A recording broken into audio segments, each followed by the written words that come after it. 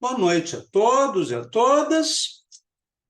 Em nossa aula de hoje, vamos ler e comentar mais alguns episódios bíblicos reunidos por Jorge Luiz Borges em seu Livro dos Sonhos.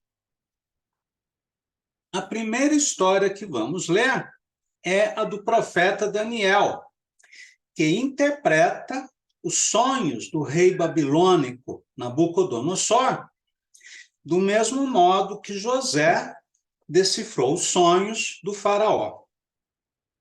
Diz o texto na adaptação de Jorge Luiz Borges. A visão da árvore. Eu, Nabucodonosor, estava tranquilo em minha casa e feliz no meu palácio. Tive um sonho que me atemorizou. E estando na minha cama, os meus pensamentos e as visões da minha imaginação perturbaram-me. Por esta causa, publiquei um decreto para que viessem à minha presença os adivinhos, os magos, os caldeus e os agoureiros, aos quais contei o meu sonho na sua presença. Mas eles não me deram a sua interpretação, até que se apresentou diante de mim o seu colega Daniel, que tem por nome Baltazar, segundo o nome do meu Deus, o qual tem em si mesmo o espírito dos deuses santos. Expus diante dele, assim, o meu sonho.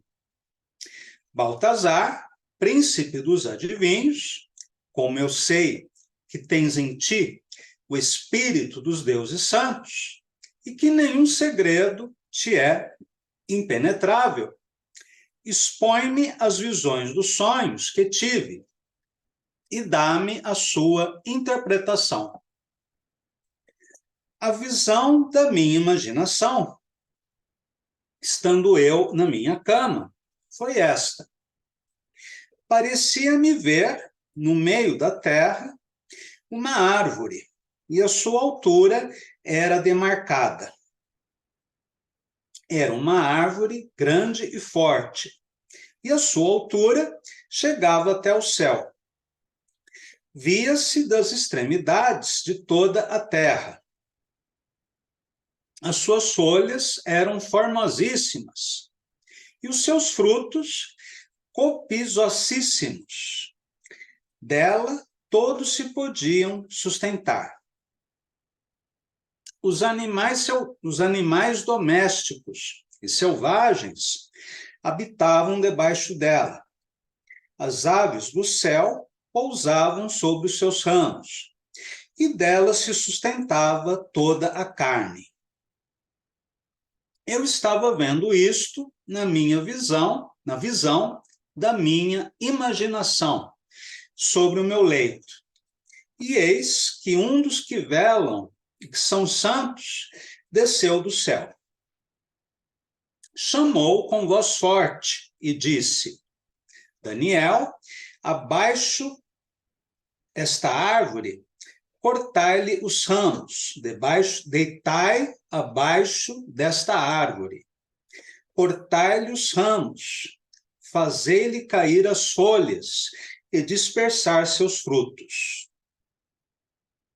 Fujam os animais que estão debaixo dela, e as aves que estão sob os seus ramos. Deixai, todavia, na terra, o tronco com as suas raízes. Seja ele atado com cadeias de ferro e de bronze, entre as ervas dos campos. Seja molhado com o orvalho do céu, e a sua sorte seja com as feras entre a erva da terra. Mude-se-lhe o seu coração de homem, dê-se-lhe um coração de fera, e passem 7 tempos por cima dele. por sentença dos que velam, assim foi decretado. E esta é a palavra e a petição dos santos, até que conheçam os viventes que o Altíssimo é quem tem o domínio sobre os reinos dos homens. Dá-los-á a quem quiser, e porá nele o mais humilde dos homens. Eis o sonho que eu, rei Nabucodonosor, tive. Tu, pois, Baltazar, apressa-te a interpretar-mo, porque nenhum dos sábios do meu reino me pode dizer o que significa. Tu, porém, podes, porque o Espírito dos deuses santos está em ti. Então, Daniel, por outro nome Baltazar, começou a pensar consigo mesmo em silêncio, durante quase uma hora, e os seus pensamentos perturbavam-no. Mas o rei, tomando a palavra, disse-lhe: Baltazar, não te turbe o sonho, nem a sua interpretação. Baltazar respondeu-lhe e disse: Meu senhor, oxalá que o sonho seja contra os que têm ódio e a sua interpretação seja contra os teus inimigos. A árvore que tu viste alta e robusta, cuja altura chega até o céu, e que se via de toda a terra, essa árvore, cujos ramos eram formosíssimos, e cujos frutos muito abundantes, na qual todos achavam com que se sustentar, sob a qual os animais do campo habitavam, e em cujos ramos as aves do céu pousavam, és tu, ó Rei, que tens sido engrandecido e que te fizeste poderoso. Cresceu a tua grandeza e chegou até o céu.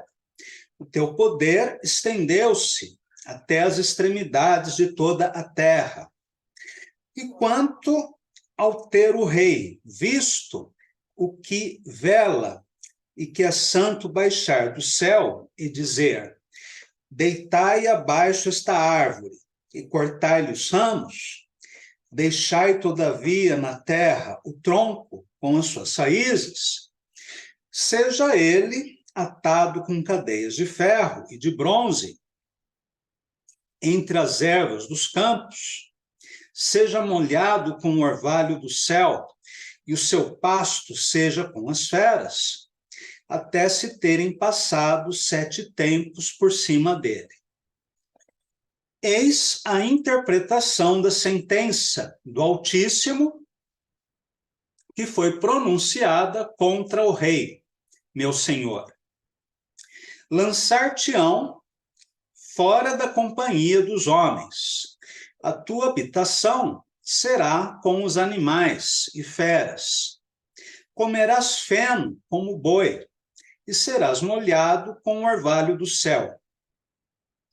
Passar-se-ão, assim, 7 tempos por cima de ti, até que reconheças que o Altíssimo domina sobre o reino dos homens, e o dá a quem lhe apraz. Quanto à ordem de deixar o germe das raízes da árvore, isso significa que o teu coração se ficará conservado para se tornar a dar, depois que tiveres reconhecido que o teu poder vem do céu. Portanto, segue, ó Rei, o conselho que te dou, e resgata os teus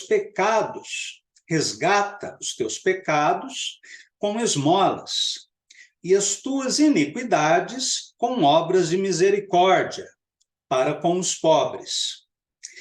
Talvez que o Senhor te perdoe os teus delitos. Todas essas coisas aconteceram ao rei Nabucodonosor. Livro de Daniel, capítulo 4, versículos 1 a 25.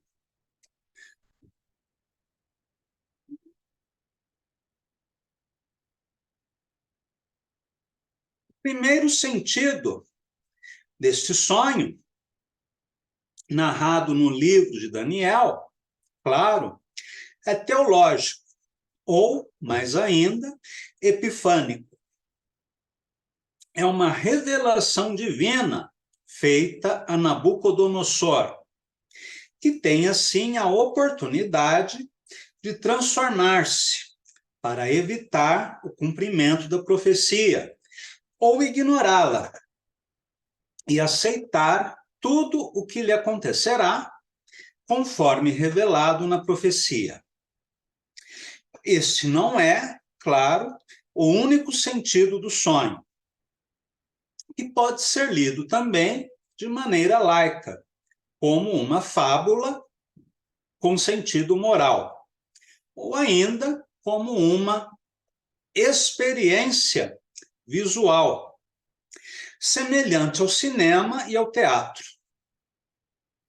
Conforme escreve Borges, em outro texto, o sonhador é, ao mesmo tempo, o teatro, os atores e a plateia, e ainda o autor da fábula que está vendo, parafraseando uma sentença de Joseph Edson.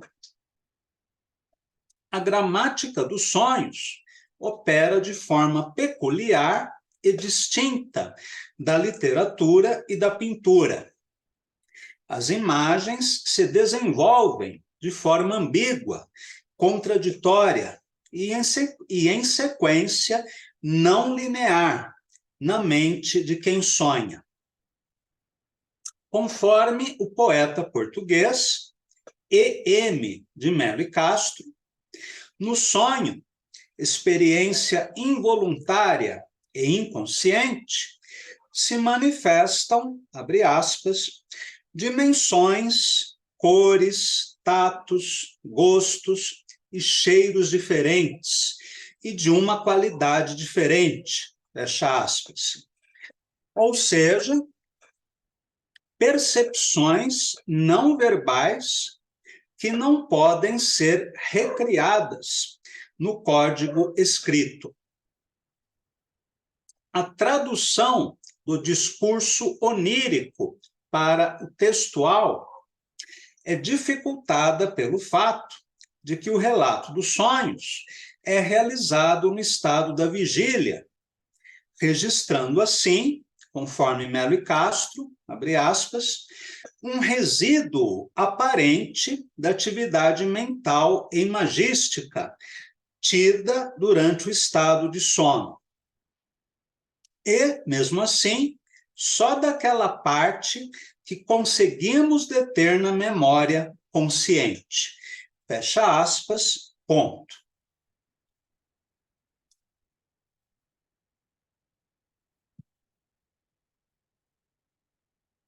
No caso dos sonhos registrados na Bíblia, porém, não estamos diante de sonhos comuns, mas de profecias, revelações, diálogos entre o divino e o humano, por meio da linguagem onírica. Ou seja, temos aqui, numa interpretação laica, mitos, símbolos e arquétipos. A relação entre arquétipo, sonho e mito já foi abordada por estudiosos como Mircea Eliade, Carl Gustav Jung e Joseph Campbell, para quem, abre aspas, o sonho é um mito privado, o mito é o sonho coletivo. Mas o que nos interessa sublinhar é a noção da palavra como fundadora do discurso, da consciência e, portanto, da realidade, que não se distingue do sonho, na visada mitopoética, por ser mutável e impermanente. Voltando ao sonho de Nabucodonosor. Este foi relatado pela primeira vez há milhares de anos, pela tradição oral, e só registrado por escrito durante o exílio dos judeus na Babilônia, no quinto século antes de Cristo, quando a Bíblia foi codificada pelos sabinos. E com certeza sofreu numerosas modificações ao longo do tempo, uma vez que quem conta um conto aumenta um ponto. Devemos considerar ainda que o texto em hebraico foi traduzido para o grego, para o latim e, por fim, para as línguas vernáculas, inclusive o espanhol, falado e escrito por Borges, que, na sequência, foi traduzido para a língua portuguesa. Aliás, muito mal traduzido. Pelo menos nesta edição que eu tenho, a tradução deixa muito a desejar. Mas nas obras completas de Borges, que saíram pela editora Globo, infelizmente, o livro dos sonhos, o livro dos seres imaginários e as 7 noites não foram incluídas. Logo, essas obras completas são bastante incompletas, né, num paradoxo borgiano. De modo que é impossível sabermos se Nabucodonosor realmente sonhou este sonho, continuamente modificado ao longo de milhares de anos, até ser adaptado e recontado pelo escritor argentino. Estamos diante de uma ficção, portanto. O sonho enquanto relato ficcional mutável, nunca estático. Em outro sonho, recontado por Borges, retirado do livro de Esther, nós lemos: O sonho de Mardoqueu.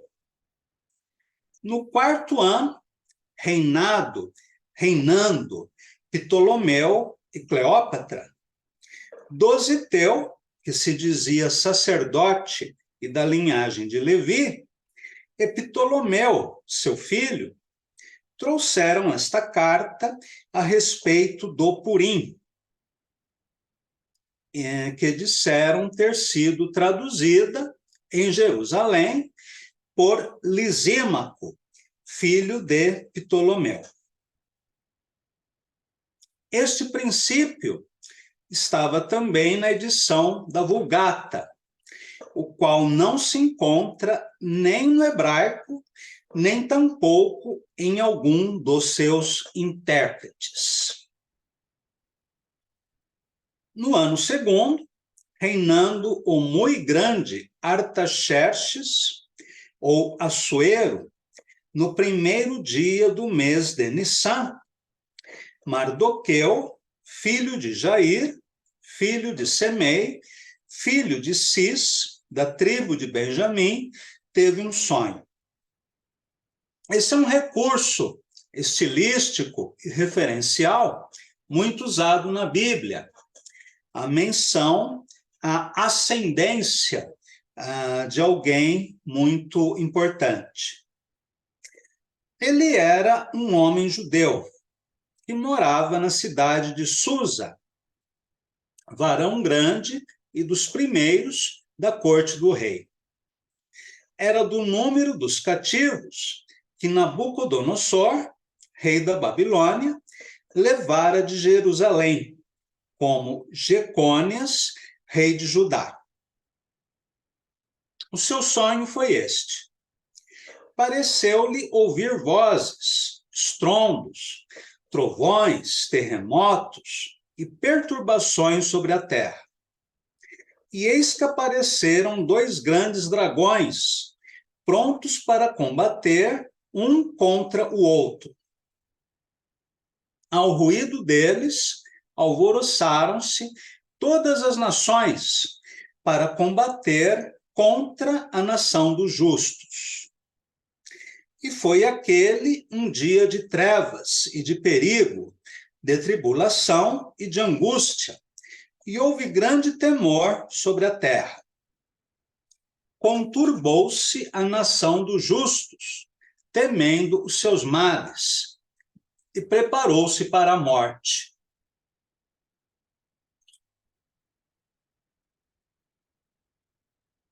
Clamaram a Deus, e, quando levantaram o grito, uma pequena fonte tornou-se um rio muito grande, que derramou água em grandíssima abundância. A luz e o sol brilharam, os humildes foram exaltados, e devoraram os grandes. Quando Mardoqueu viu isto, levantou-se do leito e pôs-se a pensar no que Deus queria fazer. Tinha o sonho fixo no espírito, desejando saber o que significaria. Livro de Esther, capítulo 11, versículos 1 a 12. Bem, comenta Borges. Mardoqueu disse: Deus é quem fez isto. Lembro-me de um sonho que tive, o qual significava isto mesmo. E nada do que sonhei ficou por cumprir.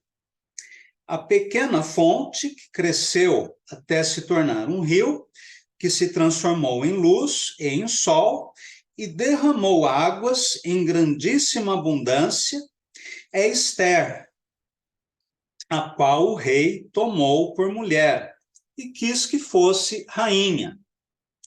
Os dois dragões sou eu e Amã. Agentes que se juntaram são aqueles que intentaram apagar o nome dos judeus. Perdão, não é um texto de Borges, ainda é o livro de Esther. E a minha agente é Israel, o qual chamou ao Senhor. O Senhor salvou o seu povo e nos livrou de todos os males, e fez grandes milagres e prodígios no meio das nações. Ordenou que houvesse duas sortes, uma para o povo de Deus e outra para todas as gentes. Livro de Esther, capítulo 10, versículos 4 a 10.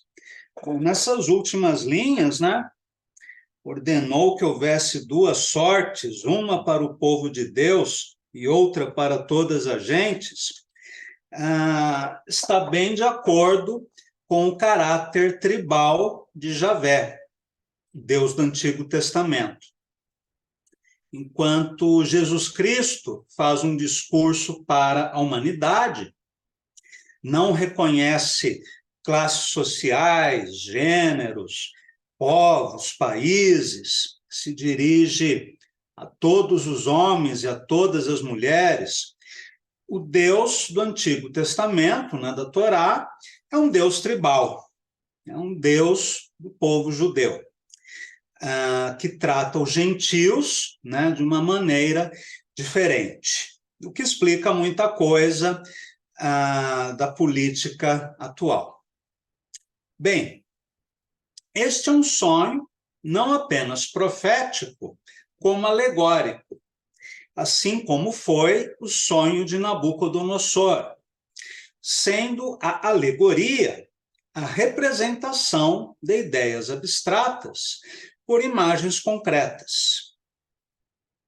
Nessa alegoria, acontece também a lógica da metamorfose, um elemento essencial na gramática dos sonhos, em que uma coisa pode se transformar em outra, ou em muitas outras coisas distintas, levando à associação simbólica de imagens para a construção do discurso.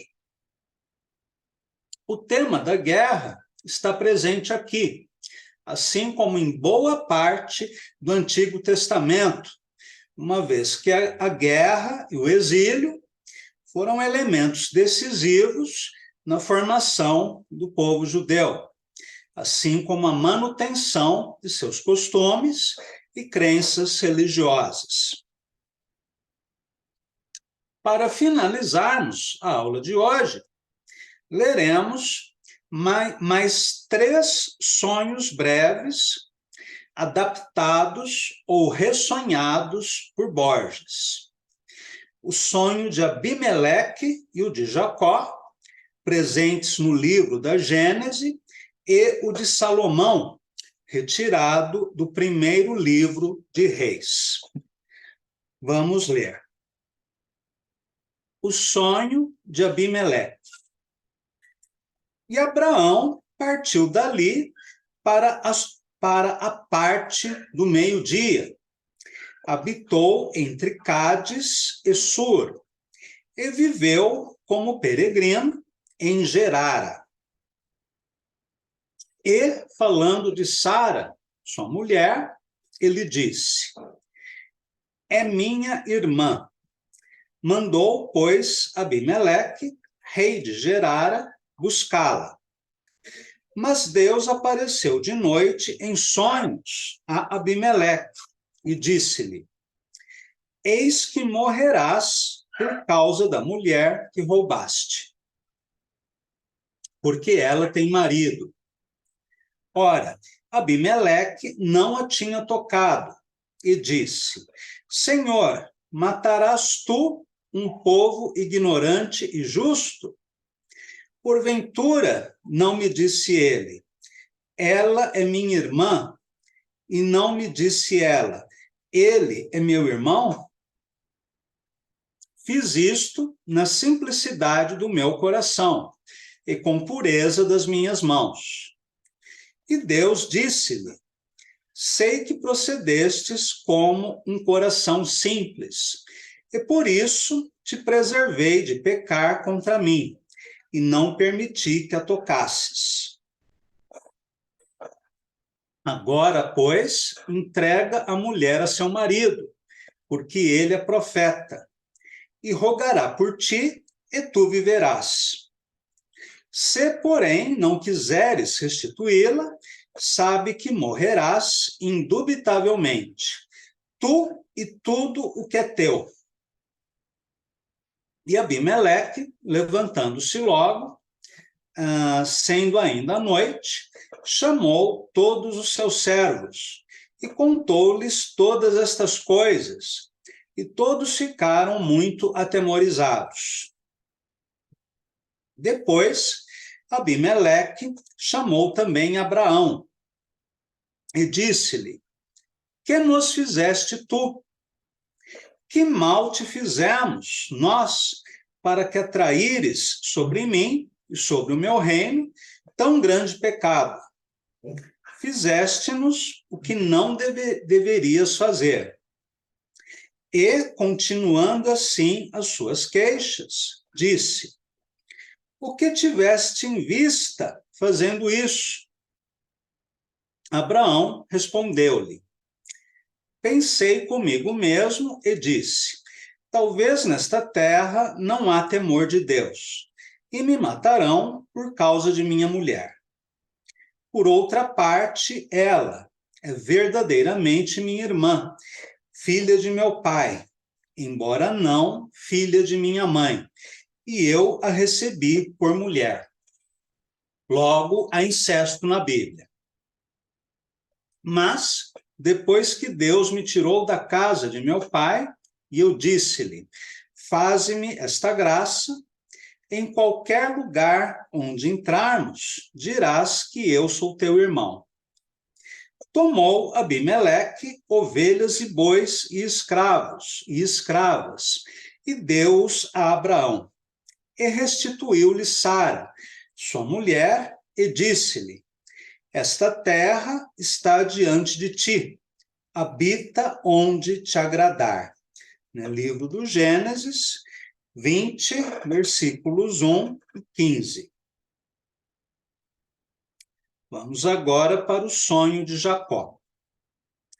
Jacó Depois, tendo partido de Bersabeia, ia para Harã.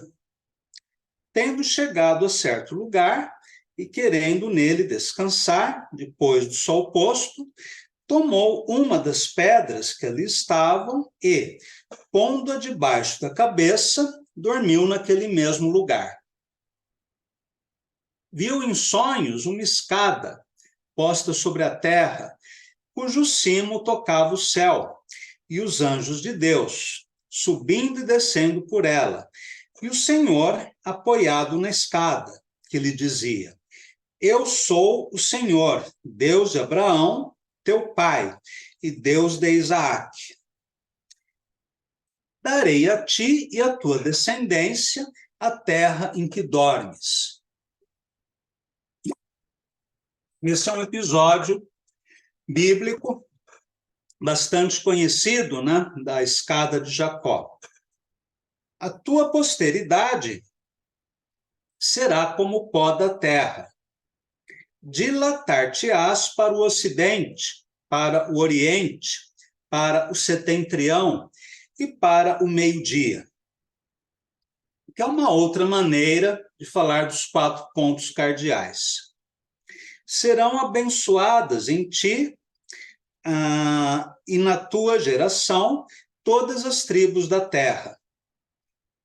Eu serei o teu protetor, para onde quer que fores.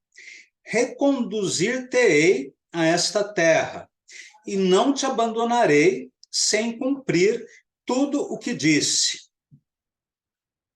Tendo Jacó despertado do sono, disse: Na verdade, o Senhor está neste lugar, e eu não o sabia. Cheio de pavor, disse: Quão terrível é este lugar! Não há aqui outra coisa senão a casa de Deus e a porta do céu. Livro do Gênesis, 28, 10, 17.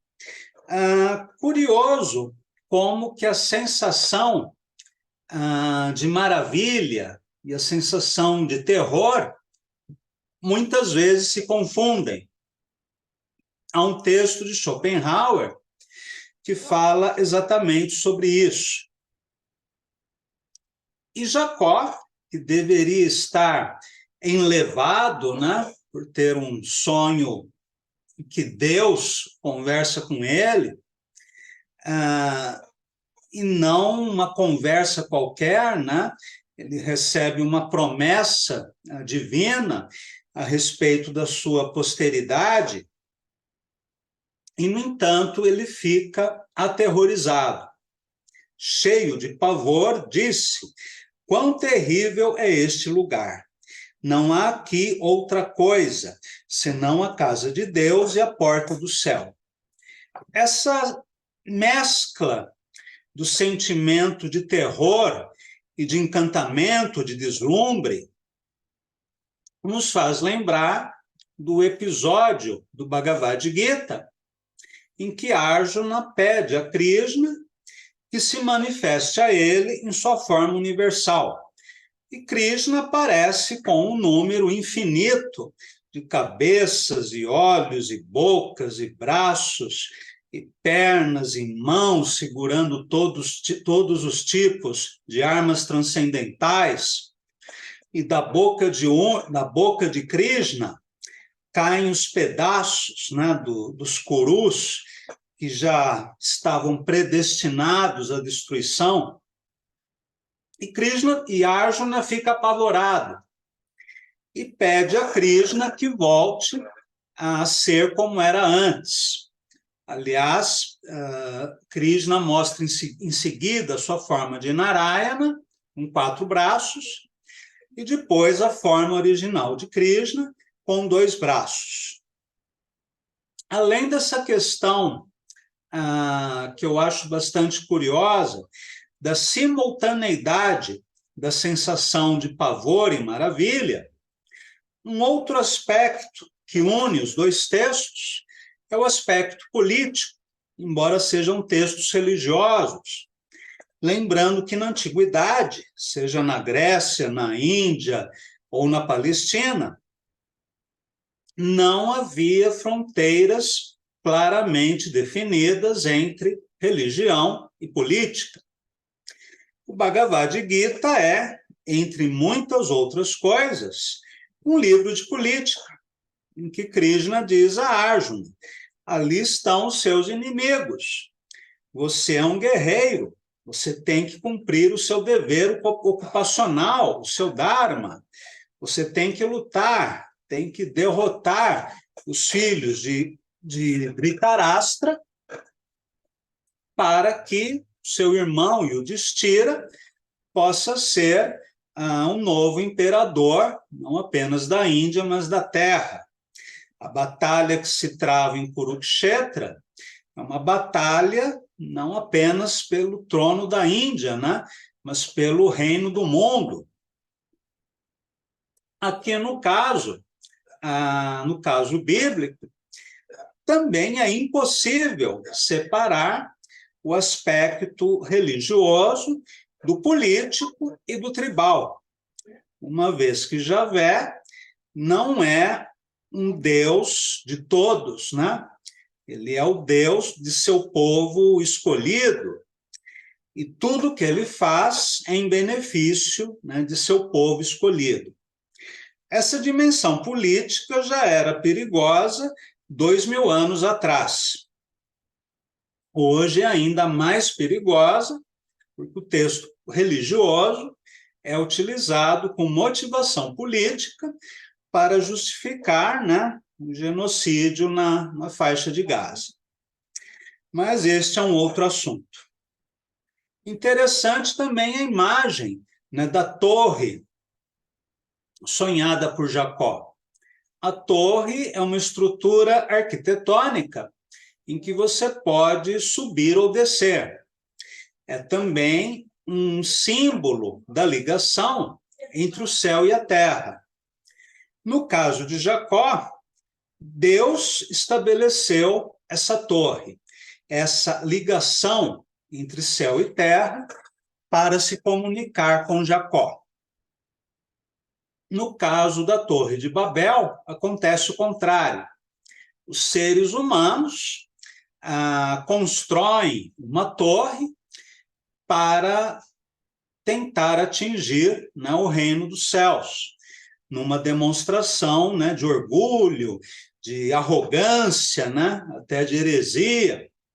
E por causa disso, Deus, para castigar os homens, faz com que cada um fale uma língua diferente, de modo que as pessoas não se entendam mais, e assim a obra de construção do zigurate fica interrompida.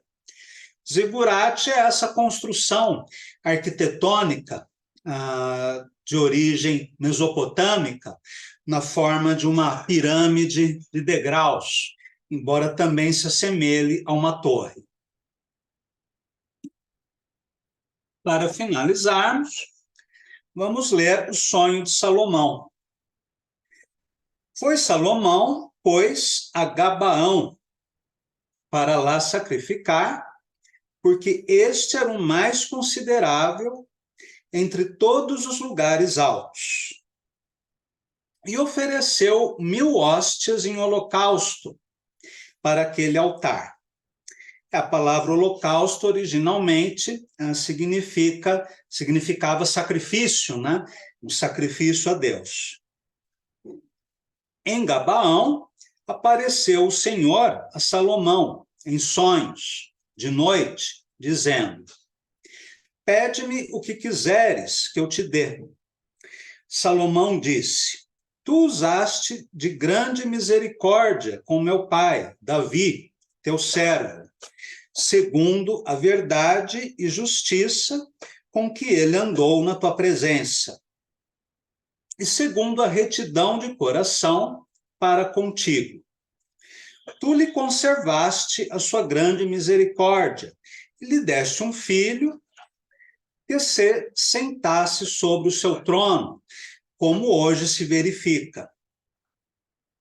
Agora, o Senhor Deus, tu me fizeste reinar a mim, teu servo, em lugar de Davi, meu pai, mas eu sou como um menino pequenino, e não sei por onde hei de sair, nem por onde hei de entrar. O teu servo está no meio do povo, que tu escolheste, povo infinito, que não pode contar-se nem reduzir-se a número pela multidão. Tu, pois, darás ao teu servo um coração dócil para poder julgar o teu povo e discernir entre o bem e o mal, porque quem poderá julgar este povo tão numeroso? Agradou ao Senhor esta oração, por ter Salomão pedido tal coisa. O Senhor disse a Salomão: pois que esta foi a petição que me fizeste, e não pediste para ti muitos dias, nem riquezas, nem a morte de teus inimigos, mas pediste-me para ti a sabedoria, a fim de discernires o que é justo. Eis, pois, te fiz o que me pediste, e te di um coração tão cheio de sabedoria e de inteligência, que nenhum antes de ti te foi semelhante, nem se levantará outro depois de ti. Além disso, dei-te também o que o que não pediste, a saber, riquezas e glória, em tal grau que não se encontrará semelhante a ti entre os reis de todos os séculos passados. E, se tu andares nos meus caminhos e guardares os meus preceitos e os meus mandamentos, como teu pai os guardou, eu prolongarei os teus dias. Então despertou Salomão e compreendeu que era sonho. E, tendo ido a Jerusalém, pôs-se diante da arca da aliança do Senhor, ofereceu holocaustos, imolou vítimas pacíficas e deu a todos os seus servos um grande banquete. Livro de Reis, né? Primeira parte. Este sonho de Salomão é muito semelhante a um outro sonho registrado na tradição hindu, segundo a qual uma mulher que era devota de Shiva e que não tinha filhos, ela pediu a Shiva que ela pudesse conceber. E num sonho, Shiva apareceu a ela e fez uma pergunta: você prefere ter muitos filhos comuns ou apenas um filho muito inteligente? E a mulher responde: eu prefiro ter um único filho muito inteligente. E a partir desse sonho, ela engravida e mais tarde irá conceber Shankaracharya, que é um dos grandes filósofos, né? Um dos grandes intérpretes do Vedanta, que elaborou uma doutrina monista chamada Vedanta Advaita. Salomão, do mesmo modo que Shankaracharya, nos legou vários textos sapienciais. Claro que é impossível provar a autoria de qualquer texto bíblico, já que tudo que está na Bíblia antes foi da tradição oral. Mas a tradição atribui a Salomão os textos sapienciais, como o Eclesiástico, o Eclesiastes, o Cântico dos Cânticos, que, embora seja um belíssimo poema erótico amoroso, é também um texto místico, né, um texto filosófico, em que os amantes e o amor entre eles têm significados religiosos. Claro que depende de cada interpretação. Os judeus vão dizer que a relação entre Salomão e a Sulamite é a relação entre Deus e o povo de Israel. E os cristãos vão dizer diferente, que é uma alegoria da união entre Jesus Cristo e a sua esposa, no caso, a Igreja Católica. E claro que estas não são as únicas interpretações. Muito bem, por hoje vamos ficar por aqui. Nas próximas aulas eu quero continuar com essa temática do sonho, falando sobre o livro Anacruza, de Anna Hatterley, que é um diário de sonhos. E depois quero falar sobre a Epopeia de Gilgamesh, um texto sumério que já conta a história do dilúvio muito tempo antes da narrativa na tradição judaica. Aliás, a ideia do dilúvio parece ser universal, né? Os maias também fazem referência a esse acontecimento. Mas o mais importante na aula de hoje, acho que foi essa breve análise, né, sobre a gramática dos sonhos, que iremos retomar e desenvolver quando falarmos sobre o livro de Anna Hatterley. Agradeço a todos e a todas e até nossa próxima aula.